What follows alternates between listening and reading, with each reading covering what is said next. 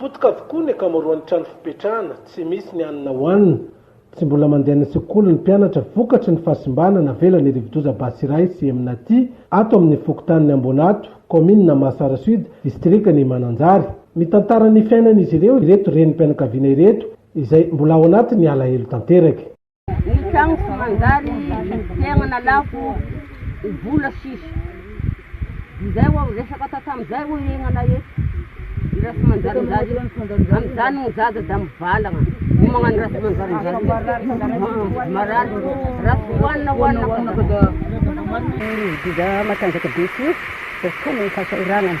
Ny ranambolena ma da sonikaby ny ranadikandikana da sisy.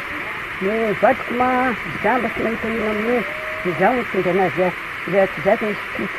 Da eo dia sy fasika ny mbana mararia bo tiky ny mbanitsy zay. Ny fananganana ny trano fandatsy.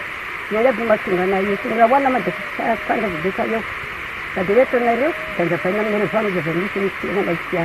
20 kilometatra avaratry ny tanànan'ny Mananjary ny misy ny fokontany Ambonato, fambolena sy fiompiana ary ny fanjonona ny fivelomany olona aty.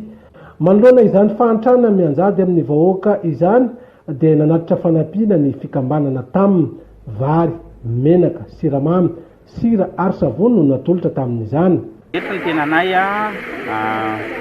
etarian'ny filoha Emilienne, filohan'ny taminy avy any Frantsa, taranaka anjana paramiray io, sy madame Samila Afidjia, filohan'ny association Islène, izay mahatsiaro antsika izay tena ravo noho iny cyclone Batsiray iny.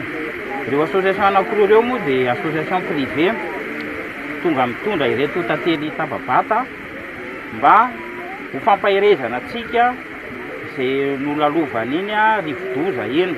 Miaso vozy ho an'ny rehetra izay malala tanany ny vahoaka eto Ambonato, manoloana ny voina mianjady amin'izy ireo.